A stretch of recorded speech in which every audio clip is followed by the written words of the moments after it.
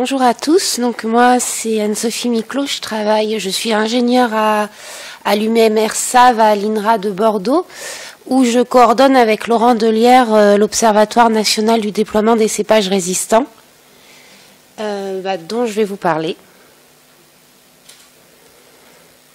Alors l'observatoire, il a été créé par INRAE et IFV en 2017, donc parallèlement au déploiement des variétés résistantes sur le vignoble français, puisque les premières variétés ont été classées en fin 2017, début 2018.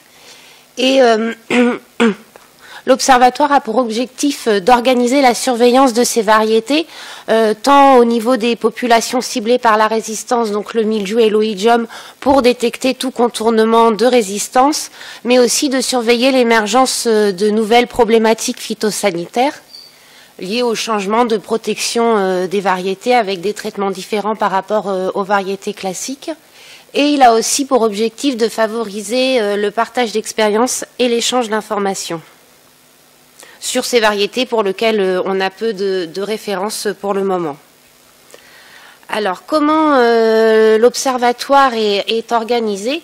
Donc, c'est un réseau inclusif, ça veut dire que toutes les variétés résistantes au mildiou et à l'oïdium qui sont classées en France, que ce soit issues des programmes de sélection INRAE ou des programmes de sélection étrangers, peuvent intégrer l'observatoire. Et l'intégration se fait sur la base du volontariat, donc c'est le viticulteur qui décide de planter de cette variété et qui décide d'intégrer l'observatoire. Et nous, on n'a aucune contrainte, on ne fixe aucune contrainte en termes d'itinéraire technique ou de mode de conduite. Ensuite, on va collecter des données. Donc pour cela, on fait intervenir des partenaires, donc qui vont être des conseillers de chambre d'agriculture, donc des techniciens d'exploitation, des techniciens de cave coopérative ou encore des gens de lycée viticole, donc qui vont collecter les différentes données pour l'observatoire. Ils les collectent à partir d'un protocole standardisé. Donc il y a différentes informations qui sont répertoriées sur ce protocole et tous les partenaires vont suivre ce protocole. Par exemple, on va avoir des observations au vignoble pour suivre la dynamique des bioagresseurs. Et donc il y a l'ensemble des bioagresseurs qui vont être observés à plusieurs stades phénologiques clés durant la campagne. Et donc le partenaire, par exemple, va se servir de la grille de référence pour noter les feuilles et les grappes de la variété. Donc ensuite, ça sera donc avec cette grille, il y aura une notation de la fréquence de cèpes touchés sur la parcelle, la fréquence d'organes touchés et l'intensité globale des symptômes. Et ça se fait avec une échelle qualitative, donc qui va de 0 absence de symptômes à 5 présence généralisée ou dégâts importants. Ensuite, il y a aussi des enquêtes qui sont réalisées par les partenaires auprès des viticulteurs sur les pratiques et il y a un retour d'expérience qui est demandé aux viticulteurs. Donc ça, c'est pour obtenir des données sur le comportement agronomique de la variété, donc comme le port, érigé, semi-érigé, retombant, la fragilité, la productivité, la qualité. Il y a une enquête un peu qui est réalisée auprès du viticulteur. Ensuite, on va demander des informations sur l'aptitude à la mécanisation pour la taille ou pour la vendange et évidemment des informations sur les pratiques de traitement avec principalement sur les produits phytosanitaires et on va aussi demander des informations sur les pratiques culturales. On collecte aussi des isolats de mildiou parce qu'on fait un suivi des isolats de mildiou au laboratoire afin d'évaluer, de mesurer l'évolution d'agressivité du mildiou sur ces parcelles. Donc pour cela, on distribue aussi aux partenaires des protocoles de prélèvement et des fiches de renseignement. Nous aussi, de notre côté, on réalise des prélèvements donc d'isola de mildiou, puisque les variétés ont une résistance partielle au mildiou, et on va pouvoir identifier chaque isola. On va avoir une date de prélèvement, enfin plein d'informations qui sont demandées, qui sont détaillées ici. Ensuite, au laboratoire, du coup, on va pouvoir étiqueter chaque isola, et on a une collection de 2500 isolas de mildiou prélevés sur des variétés résistantes, et on a aussi une collection d'isolas de mildiou prélevés sur variétés sensibles qui nous sert de population témoin. Donc, à chaque fois qu'on va prélever sur une parcelle de variété résistante, à environ 1 kilomètre, on prélèvera sur une parcelle de variété sensible. Donc ensuite, avec cette collection d'isola, on va réaliser des phénotypages pour déterminer le profil de virulence. Et là, on fera une quantification de la sporulation par analyse d'image, voir comment on poussait ces isolats sur différentes variétés résistantes. Et on réalise aussi une classification des nécroses. Alors, la gestion des données, du coup, au sein de l'observatoire. Donc, tous les partenaires qui vont collecter toutes les données de terrain vont avoir ensuite un compte sur une interface web, donc qui est reliée à la plateforme Epicure de l'IFV. Donc, toutes les données vont pouvoir être saisies sur cette interface. Ensuite, le partenaire pourra exporter les données qu'il a saisies sur l'interface. Par contre, il n'a pas de vision sur les données rentrées par les autres partenaires. Il a une vision que sur ces données parcellaires à lui.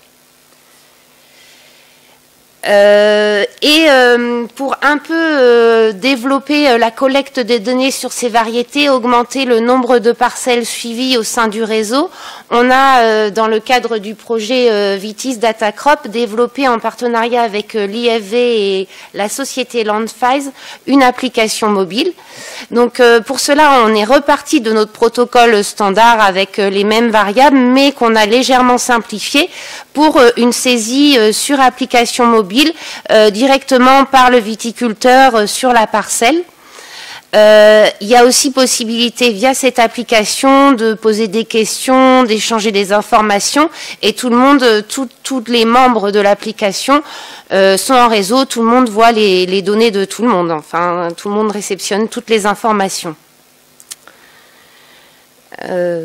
Voilà. Et donc, juste pour vous décrire un peu plus l'observatoire, en 2017, il était composé de 34 parcelles. Aujourd'hui, il s'est étoffé et il comporte 145 parcelles, donc qui sont réparties un peu partout en France, sur 75 sites. Il y a 34 partenaires qui réalisent la collecte de données. On a 26 variétés résistantes différentes et ça représente 108 hectares en superficie plantée. Bon, en dessous, j'ai mis le détail des variétés avec le nombre de parcelles par variété et la superficie que ça représente. Et à côté, le camembert, ce sont les années de plantation pour montrer que le réseau est encore assez jeune, puisque la majorité des parcelles ont été plantées à partir de 2018. Donc ça, c'est le réseau standard. Maintenant, ça, c'est le réseau Landfiles, donc utilisateur de l'application, application qui a été lancée seulement cette année. Donc là, on a 17 fermes, donc 17 sites en France, 39 parcelles. Il y a 33 membres. Et voilà un peu comment est composé le réseau Landfiles. Au niveau diffusion des résultats au sein de l'observatoire, donc on réalise des synthèses globales annuelles, donc qui reprennent les données annuellement qu'on a récoltées sur l'ensemble des variétés résistantes. Ces synthèses sont diffusées à tout le monde. Enfin, c'est un large public. On les met sur le site internet de l'observatoire. On envoie aussi des informations et des données personnalisées à chaque participant, c'est-à-dire que on exporte toutes les données de notre plateforme et de la plateforme Epicure, et on réalise des synthèses avec des graphiques que chaque partenaire peut ensuite adapter pour aller voir les informations qui l'intéressent. Il a donc accès à toutes les données de l'observatoire. Et ensuite, au niveau de Landfiles, il y a un reporting automatisé qui est réalisé. Donc, tous les membres peuvent aller voir les données directement sur l'application et aller chercher les données qui les intéressent, les données maladie, par exemple, en allant regarder les symptômes qu'il y a pu avoir sur telle ou telle parcelle.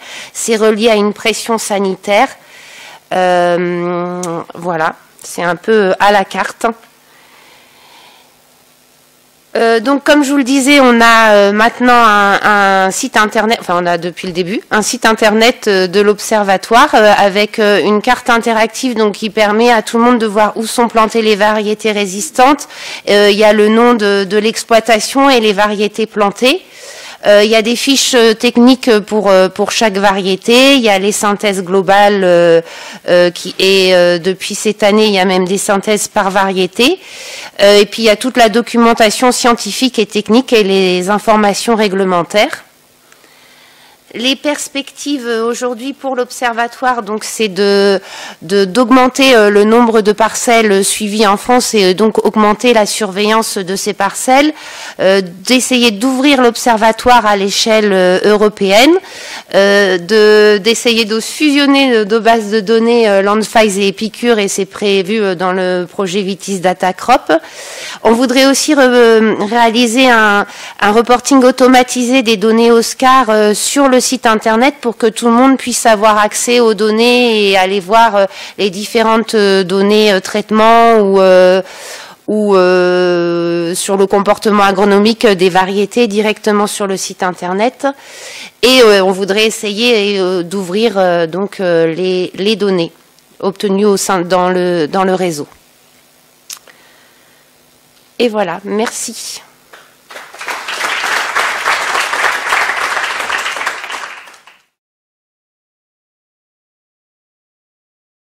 Non, parce qu'ils sont plus sur des variétés. Nous, on est vraiment sur les variétés résistantes au mildiou et à l'oïdium. Et dans le cadre du BSV, c'est pas trop les variétés qui sont regardées pour rédiger le BSV. En fait, c'est plutôt des variétés sensibles. On peut mettre des commentaires, oui, mais on n'a jamais eu besoin de modérer pour le moment. Ouais. Après, on peut aussi publier en privé. Enfin, bon, voilà, il y a différentes fonctionnalités.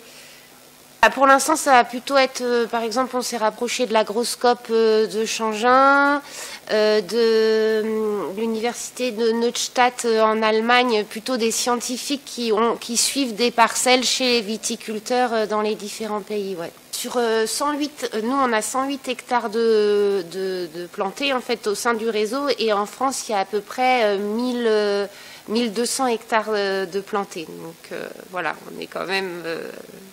Voilà, c'est assez faible. Et qu'est-ce qui motive les gens? Les gens, ils sont motivés au début parce que c'est tout nouveau, je pense. Donc les gens, ils veulent acquérir des différences et des références. Et comme ils sont pas très... Enfin, mais là, ça commence à se développer. Mais au début, ils n'étaient pas très nombreux à planter. Je pense que c'était important pour eux aussi de se regrouper.